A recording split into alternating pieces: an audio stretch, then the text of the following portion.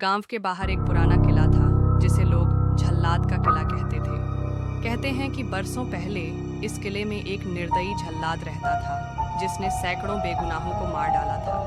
उसकी निर्दयता के कारण एक दिन गांव वालों ने उसे पकड़कर उसी किले में जिंदा दफना दिया। लेकिन झल्लाद की आत्मा कभी शांत नहीं हुई। गांव वालों का कहना था कि रात के अंधेरे में किले से डरावनी आवाजें आती थीं, कभी किसी के चीखने की आवाज तो कभी लोहे की चेन खींचने की। जिसने भी उस किले में जाने की कोशिश की वह या तो वापस नहीं लौटा या फिर उसकी हालत पागलों जैसी हो गई। एक बार गांव में एक निडर युवक अर्जुन आया। उसे इन कहानियों पर यकीन नहीं था। उसने ठान लिया कि वह किले में जाएगा और इस भूत की सच्चाई का पता लगाएगा। गांव वालों ने उसे रोकने की कोशिश की लेकिन उसने किसी की बात नहीं मानी।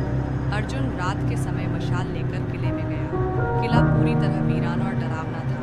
चारों तरफ अंधेरा और खामोशी थी।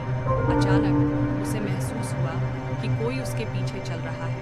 उसने पलट कर देखा लेकिन वहां कोई नहीं था। जैसे ही वह किले के मुख्य हॉल में पहुंचा, दरवाजे अपने आप बंद हो गए। तभी एक खौफनाक आवाज गूंजी, तुमने यहाँ आने की हिम्मत कैसे की?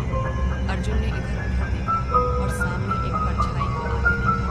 वह झल्लाद का भूत था जिसके हाथों में बड़ी सी तलवार और लोहे की जंजीरें थीं। उसकी आंखें काली निकलती चल रही थीं। अर्जुन डर गया लेकिन उसमें हिम्मत नहीं हारी। उसने भूत से पूछा, तुम यहाँ क्यों? तुम्हारी आत्मा को शांति क्यों नहीं मिलती? झल्लाद ने अपनी कहानी सुनाई कि उसने अपने जीवन में कई निर्दोषों की जान ली थी और अब उसकी आत्मा को कभी शांति नहीं मिल सकती। अर्जुन ने झल्लाद से वादा किया कि वह उसकी आत्मा की शांति के लिए प्रार्थना करेगा। उसने अगले दिन गांव के पंडित